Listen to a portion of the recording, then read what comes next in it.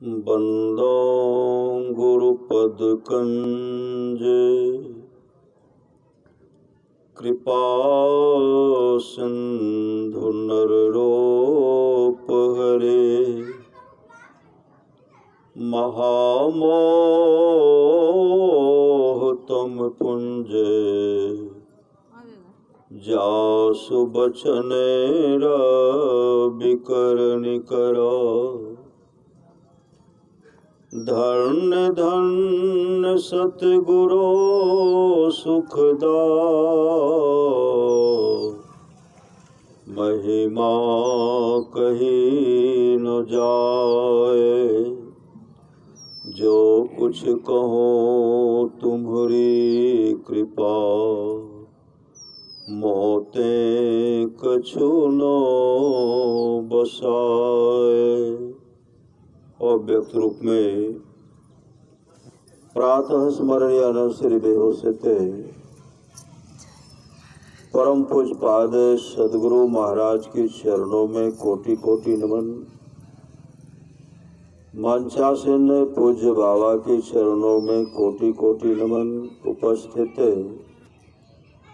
सत्संग प्रेमी महानुभावों, माताओं एवं बहनों, सभी के अंदर में बैठे हैं परमात्मा को कोटि कोटि नमन। संत महात्मा लोग कहते हैं मनुष्य जीवन की सफलता भगवत प्राप्ति में है। यह तन बार बार मिलने को नहीं है, इसलिए आगे की यात्रा के लिए अभी से भगवत भजन रूपी धन संग्रह करो। संत कबीर साहब ने कहने कृपा की, बार बार नर दे नहीं यह बिरड़े, चेत सके तो चेत कहत कबीर रे। कबीर सोई धन संचय जो आगे का होए। कहते उस धन का संग्रह कीजिए जो आगे का होए।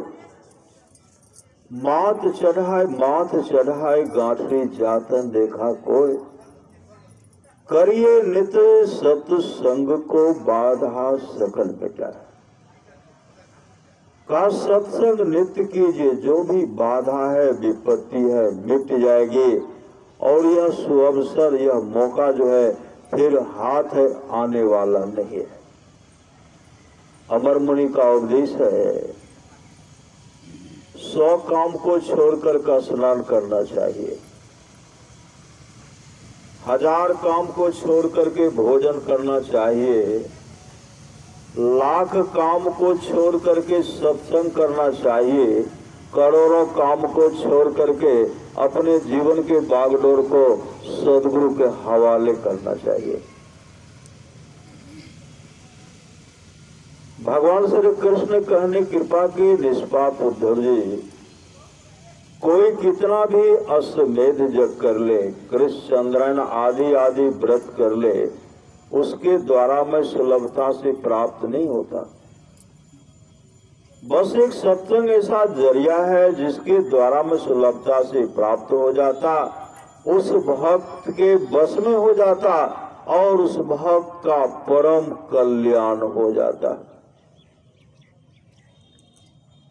परमाराध्य सदगुरु महाराज ने कहने कृपा की, उत्साह के साथ सत्संग कीजिए। उत्साह के साथ सत्संग कीजिए। जो सत्संग के उत्साह में विघ्न डालते हैं, विघ्न करते हैं, परमात्मा उनको दंड देते हैं, परमात्मा उनको दंड देते हैं, परमात्मा उनको दंड देते हैं। जाओ, मैंने 3 बार कह दिया। परमाराज सदगुरु महाराज का सत्संग का समय एक जगह था। कुछ शिष्यगण सब कहने लगे, हुजूर को जहां नहीं जाने का वहां भी चले जाते। आपको तो कष्ट होता ही है, आपके साथ में हम लोगों को भी कष्ट होता है। इसलिए जहां नहीं जहां तहां सत्संग का समय नहीं देना चाहिए। परमाराज सदगुरु महाराज ने कहा, देखो जी, सत्संग करते करते मर जाना अच्छा है कि आश्रम में बैठे बैठे सर जाना अच्छा है।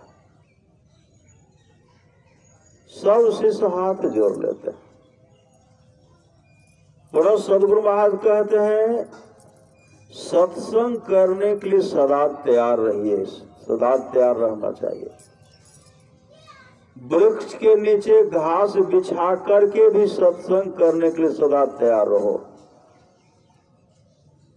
बड़ा सदगुरु महाराज कहते हैं जिसके आसपास में सत्संग हो, अगल बगल में सत्संग हो, वहां के लोग घर में बैठे रहे, सत्संग में नहीं आवे नहीं जाए, समझिए ऐसे लोगों का भाग संस्कार बहुत गिरा हुआ है। जो लोग बहुत दिनों से सत्संग करते आ रहे हैं, अभी कर रहे हैं, आगे भी करेंगे, वे सभी महासुख के भागी होंगे। बड़ा सदगुरु महाराज कहते थोड़ा सा भी सत्संग करो बड़ा लाभ होता है। किनको लाभ हुआ? भगवान महर्षि रमन जब सत्संग करते थे, भगवान महर्षि रमन के सत्संग में गाय आती थी, सत्संग सुन गाय आते थे। संजोग से एक दिन गाय सत्संग में नहीं आई। भगवान महर्षि रमन जब आंख बंद करते हैं, मतलब दृष्टियोग का क्रिया करते हैं, अभी सुन रहे थे सत्संग युग भागे से भगवान वेद की बाणी। ओम योन जान प्रथमम मनस्तत्वाय सविताध्य में अग्निर ज्योतिर्निश्चय पृथ्व्याध्या वरत। वेद भगवान उपदेश करते हैं मनुष्यों, जगत प्रसव करता ईश्वर का तत्व ज्ञान प्राप्त करने के लिए सबसे पहले बुद्धि योग सत्संग करने के लिए कहा गया है। मानस योग मानस जप तथा मानस ध्यान करने के लिए कहा गया है। अग्नि योग दृष्टि योग की क्रिया करने के लिए कहा गया है। परमाराज महाराज कहते हैं नादानुसंधान की भी क्रिया, सूरज सब योग का भी क्रिया करना पड़ेगा। तो भगवान महर्षि रमन आंख बंद करते मतलब ध्यान किए। ध्यान जब करने लगे, क्या देखते हैं गाय जो है जंगल में बीमार पड़ गया है। सत्संग समाप्ति के बाद भगवान महर्षि रमन घनघोर जंगल की ओर चल पड़े। जब घनघोर जंगल की ओर जाते हैं तो गाय अपने गुरुदेव को देख करके रोने लगी, आंसू बहाने लगे। भगवान महर्षि रमन कहते गौमा आज तुम सत्संग में क्यों नहीं गई? गाय रोकर कहने लगी गुरुदेव क्या करूं, आज मेरे शरीर में काफी बुखार है, काफी कष्ट है, काफी पीड़ा है, इसलिए मैं सत्संग में नहीं जा पाई। भगवान महर्षि रमन कहते गौमा वो तो तुम्हारे शरीर में जो कष्ट है, पीड़ा है, बुखार है, सबको दूर कर दो। गाय रोती हुई कहने लगी गुरुदेव अब इस शरीर में रहने की इच्छा लालसा नहीं है। आपके पास जो जाकर मैं बराबर आपका दर्शन क्या करते थे, सत्संग श्रवण क्या करते थे, उस पुण्य के चलते अब इस शरीर को परित्याग करोगे। परित्याग करके दिव्य रूप धारण करोगे। विष्णु लोक से विमान आने वाला है, विमान पर बैठकर विष्णु लोक को चले जाओगे और भगवान विष्णु की चरण की अधिकारणी बन जाओगे। उसी समय गाय अपने शरीर को परित्याग करती है, दिव्य रूप धारण करती है और अपने सदगुरु के चरणों में माथा टेकते हुए विमान पर बैठ करके विष्णु लोक को चले गए। ये सत्संग का फल है। इसलिए संत कबीर साहब की वाणी सुन रहे थे, मैं तो आन परी चोरन के नगर सत्संग बिना जियतर से। इसे चोरों का नगर कहा गया है। और यहाँ आकर ही जो अपने जीवन को सफल सार्थक करना चाहते हैं वो सबसे पहले अपने जीवन के बाद को सदगुरु के हवाले करेंगे और सत्संग नित्य और ध्यान नित्य करते हुए आत्मस्वरूप का दर्शन करके ऊंचे से ऊंचे गति मोक्ष तक को प्राप्त कर लेते हैं और परमात्मा में मिल जाते हैं। परमात्मा उनमें कोई अंतर नहीं रहता। इस सत्संग का फल है। मैं तो आन परी चोरन के नगर, सत्संग बिना जे तरसे। इस सत्संग में लाभ बहुत है, तुरंत मिलावे गुरु से। मूर्ख जन कोई सार न जाने, सत्संग में अमृत बरसे। शब्द सा हीरा पटक हाथ है, मुट्ठी भरी कंकर से। कहे कबीर सुनो भाई साधो, सुरत करो वही घर से कहा। भगवान वेद कहते हैं दृष्टि योग की क्रिया करना पड़ेगा। मानव जप, मानव ध्यान, दृष्टि योग की क्रिया करना पड़ेगा। पर महाराज महाराज कहते हैं नादानुसंधान की भी क्रिया करना पड़ेगा।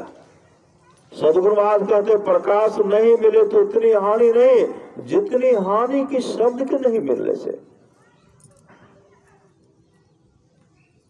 सदगुरु महाराज की वाणी सुन रहे थे, नित्य प्रति सत्संग कर ले प्यारा, तेरा कार सरे सारा। सार कार्य को निर्णय करके धर चेतन धारा, धर चेतन धारा पिंड के पारा। दसम द्वारे का ज्योति जग जावे, अति सुख पावे शब्द सहारे का। लख बिंदु नाद तह त्रैबंदे के, सुनो सुनो मैं ही ब्रह्मनाद का धरो सहारा। आपन तने में ही परमारास महाराज कहते हैं निज तन में खोज सज्जन, बाहर न खोजना। अपने ही घट में हरि है, अपने में खोजना। संत कबीर साहब की अमृत में वाणी है, अपने घट दिया ना बारूरे। नाम के तेल सुरत के बाते, ब्रह्म अगिन उद्गारो रे। झूठी जान जगत की आशा, बारंबार विसारो रे। कहे कबीर सुनो भाई साधो, आपन काज संभारो रे। कि अपना काम क्या है? अपना काम है अपने आत्म स्वरूप का, मानव का शरीर जो मिला है, इस शरीर में रहते हुए अपने आत्म स्वरूप का दर्शन कर लेना, वही अपना निज काम है। परमारास महाराज कहते हैं जहां रहना नहीं है वहां हम लोग सारी व्यवस्था करते नहीं करते हैं। जहां रहना नहीं है वहां हम लोग सारी व्यवस्था करते हैं। जहां जाना निश्चित है उस घर का पता नहीं है, उस घर का पता नहीं है, उस घर का पता सामर्थ्यवान संत सदगुरु बताते हैं। पर बड़ा सुभाष कहते हैं घटतम प्रकाश वो शब्द पट त्रय, जीव पर है छारे। कर दृष्टि अर्जुन योग साधन, ये हटाना चाहिए। इनके हटे माया हटेगी, प्रभु से होगी एकता। फिर द्वैतता नहीं कुछ रहेगी, अस्मरण दृढ़ चाहिए। आप लोग जानते होंगे सेठ अनाथ पिंडक कोई ही पुत्र था जिसका नाम था काल। बहुत लंपट, बहुत लंपट, सत्संग भजन से हमेशा दूर रहा करता था। भगवान बुद्ध का जब सत्संग होता था उस सत्संग में सेठ अनाथ पिंडक जाते थे और राजा बिंबिसार भी जाते थे। भगवान बुद्ध राजा बिंबिसार से कहते राजन आप अकेले सत्संग आते हैं, अपने पुत्र को भी सत्संग बुलाइए। राजा बिंबिसार के मन में होता था अगर मेरा पुत्र सत्संग में जाएगा तो मेरा पुत्र सन्यासी बन जाएगा, मेरा पुत्र सन्यासी बन जाएगा, बैरागी बन जाएगा, राजपाट को छोड़ करके जंगल चला जाएगा। क्योंकि जो भी भगवान बुद्ध के संपर्क में गए, शरण में गए, वो अपने जीवन को सफल सार्थक कर लिए। राजा बिंबिसार कहते हैं मन में कहते मेरा पुत्र सन्यासी बन जाएगा, बाबाजी बन जाएगा।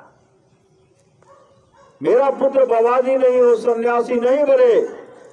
कभी भी राजा बिंबिसार अपने पुत्र अजातशत्रु को सत्संग में जाने के लिए नहीं कहे। अजातशत्रु को अच्छा मित्र नहीं मिला। संत महापुरुष की वाणी है अनुकूल साथी नहीं मिले तो जंगल में जाकर के समय काट लीजिए। अनुकूल साथी नहीं, अकेले में रह लीजिए,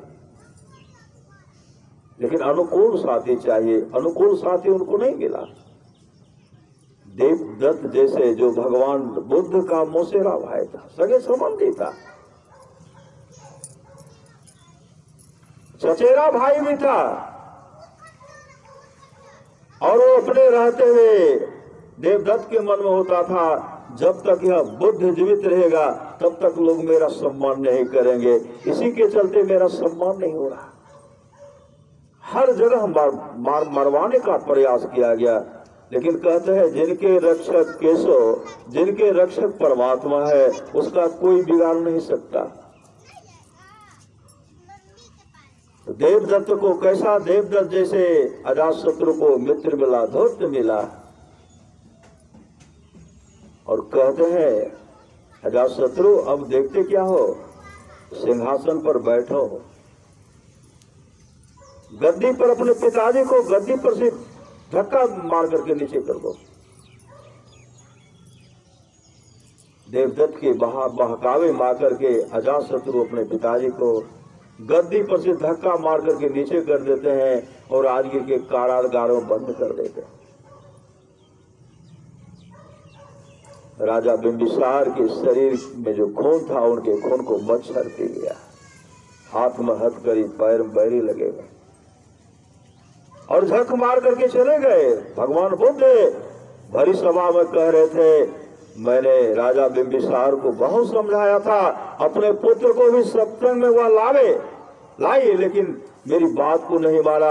अगर मेरी बात को मान लेता राजा बिंबिसार की ऐसी दुर्दिन, ऐसा दुर्दशा नहीं होता। इस दुर्दशा को, राजा बिंबिसार के दुर्दिन को सेठ अनाथ पिंडक देखे थे। उनको भी एक पुत्र था, मुझे भी एक पुत्र है जिसका नाम है काल। वह मेरे आज्ञा के अनुसार चलता नहीं है, सत्संग भजन नहीं करता है, संत महात्मा से हमेशा दूर रहा करता है। एक दिन की बात है, सेठ अनाथ पिंडक कहते, काल भगवान बुद्ध का सत्संग हो रहा, उस सत्संग में तुम जाओ। काल क्या कहते, हमको सत्संग से कुछ लेना देना नहीं है, हम सत्संग में नहीं जाएंगे। सेठ अनाथ पिंडक कहते, अगर तुम सत्संग में जाओगे तुमको 100 कारसापन देंगे। कारसापन का नाम सुनते ही कहते हैं तब तो जाएंगे, क्योंकि बहुत लालची था। कहा तब तो जाएंगे, मुझे 100 कारसापन पहले दीजिए तब हम जाएंगे। 100 कारसापन लिए और तब सत्संग में गए। सत्संग में गए तो सबसे पीछे बैठे, खुट्टा का सहारा लेकर के भगवान बुद्ध का प्रवचन हो रहा था। सब श्रोता सुन रहे थे, काल गहरी नींद में सो गए। प्रवचन हो रहा, बीच में नींद टूटी, पंडाल से निकल गए। कई गांव घूमते घूमते दूसरे दिन घर आए। जैसे घर आते हैं, सेठ अनाथ पिंडक कहते हैं, कल भगवान बुद्ध का क्या सब प्रवचन हुआ था सुनाओ। काल क्या कहते हैं, आप सत्संग सुनने के लिए थोड़े कहे थे, आपने कहा सत्संग में जाओ। हम तो गए, हम सबसे पीछे बैठे, खुट्टा का सहारा लिए, हम गहरी नींद में सो गए। सुनने में नींद टूटी, मन नहीं लग रहा था, कई गांव घूमते हुए आए हैं। श्री सदगुरु कई गांव घूमते हुए यहाँ आए। सेठ अनाथ पिंडक कहते हैं, आज तुम फिर सत्संग में जाओ। कहा अब नहीं जाएंगे। सेठ अनाथ पिंडक कहते, आज अगर जाओगे तुमको 1000 कारसापन देंगे। 1000 का नाम सुनते 1000 दीजिएगा। कहा मुझे 1000 का गट्ठर अलग करवा दीजिए। अलग करवाए, जब सत्संग में जाने लगे तो सेठ अनाथ पिंडक कहते हैं, आज तुमको 1000 कारसापन दे रहे हैं। आज भगवान बुद्ध का जो प्रवचन होगा वह प्रवचन सुन करके सुनाना पड़ेगा। तो काल कहते, हाँ पिताजी, आज भगवान बुद्ध का जो प्रवचन होगा वह सुनूंगा और सुन करके आपको सुनाऊंगा। सबसे पहले गए, आगे बैठे, आमने सामने भगवान बुद्ध के आमने सामने बैठे। भगवान बुद्ध प्रवचन कर रहे हैं, वह श्रद्धा से सुन रहे। सुनते सुनते काल को समाधि लग गई। भगवान बुद्ध अपने निवास में चले गए। सब श्रोता अपने अपने भिक्षु सब अपने अपने जगह पर गए। अब विलंब से घर नहीं पहुंचे। पिताजी सेठ अनाथ पिंडक काफी चिंता कर रहे हैं, अभी तक मेरा पुत्र काल नहीं आया। तो भगवान बुद्ध ध्यान बैठे हुए थे। सेठ अनाथ पिंडक जो मन में सोच रहे थे, अभी तक मेरा पुत्र काल सत्संग से नहीं आया, ना जाने क्या हो गया मेरे पुत्र काल को। उनके मन के बात को भगवान बुद्ध जान गए। भगवान बुद्ध ध्यान बैठे हुए थे, देखते हैं काल को तो समाधि लग गई है। भगवान बुद्ध वहां पहुंचे और काल समाधि में बैठे हुए हैं। भगवान बुद्ध उनके पीठ को थपथपाते हुए कहते, पुत्र काल उठो, तुम्हारा पिताजी तुम्हारा इंतजार कर रहे हैं। उसी समय काल जब आंख खोलते हैं, सामने में सदगुरु को देखते हैं, सदगुरु के चरण में लिपट जाते हैं। भगवान बुद्ध आगे आगे पीछे पीछे काल सेठ अनाथ पिंडक के घर पर गए। वहां भोजन का व्यवस्था किया गया था, एक ही जगह बैठ करके दोनों भोजन कर रहे हैं। आज काल सिर्फ थाल को देखते जो भोजन उठा करके ले रहे हैं। सेठ अनाथ पिंडक देखते हैं, पहले दिन जब तक कासापन लिया नहीं तब तक सत्संग में गया नहीं। आज 1000 का गट्ठर रखा हुआ है, लेना तो दूर देखता तक भी नहीं है। भगवान बुद्ध से कहते, भंते आज मेरे पुत्र काल को क्या हो गया, लेना तो दूर रहा, देखता तक भी नहीं है, मेरे पुत्र काल को क्या हो गया। भगवान बुद्ध कहते हैं, सेठ जी आज आपके पुत्र काल को उस सुख की प्राप्ति हो गई है, सम्राट के पद से भी आगे का सुख, इंद्रलोक के पद से भी आगे का सुख, ब्रह्मलोक के पद से भी आगे का सुख आपके पुत्र काल को प्राप्त हो गया। मतलब आपके पुत्र काल के सामने तीनों लोक की संपदा जो है तुच्छ है, तुच्छ है, तुच्छ है। मतलब प्रकाश का दर्शन कर लेते, आत्म स्वरूप का दर्शन कर लेते। इसलिए सत्संग नित्य और ध्यान संलग्नता के साथ कीजिए। संत कबीर ने कहा, कोठा को ऊपर कोठरी हो साहब, झलके अधर आकाश हो, वही ऊपर निरक्षर हो साहब, वही गए उतर पार हो, सुखमन घाट के सांकर बटिया हम धनी अलग बयस हो, चंद्र बदन मोरा अंगिया पसीज गेले, नैना से धरी परे नोर हो, पी लहू आहो हंसा उर्ध मुख धार हो, जैसे सामर गाय के दूध हो, जे सखी पीवे सोई सखी जाने, दूसरो जाने नहीं कोई हो, साहब कबीर मुख मंगल गावल, शब्द परे को टकसार हो, अवरी के गौना बहोरी ने औना, फेरू न मनुष्य अवतार हो। इसलिए परमारास महाराज कहते हैं, थोड़ा सा भी सत्संग देखते हैं। जन्मदिन के अवसर पर सत्संग हो रहा है, मुंडन संस्कार के अवसर पर सत्संग हो रहा है, छठी शिला के अवसर पर सत्संग, तरह तरह का यज्ञ कराते हैं और सत्संग को अगवा देते हैं। और कहते भगवान श्री राम कहते, भगत ही स्वतंत्र सकल सुख खानी, अबीनो सत्संग न पावे प्राणी। आज का सत्संग जो है, मुंडन संस्कार के अवसर पर सत्संग का आयोजन रखा गया है। सदगुरु महाराज तो सब कुछ, सबके मन के बात को जानते हैं। सदगुरु महाराज उनके मनोकामना को पूरा करेंगे। तो पुनः सदगुरु महाराज कहते हैं, थोड़ा सा भी सत्संग करो, बड़ा लाभ होता है। जितना लाभ की बहुत धन के मिलने, बहुत विद्या के पढ़ने से होता, उतना लाभ सत्संग से होता है। नित्य नियमित ढंग से सत्संग करो, सत्संग से खाली कोई मत रहो। अभी अमृत की वर्षा हुई, अध्यात्म ग्रंथ का सार सार ज्ञान कहा दिया। जिसको याद रहा उसको अमृत मिला, जिसको याद नहीं रहा उसने अमृत को खो दिया। बोलिए प्रेम से श्री सदगुरु महाराज की जय।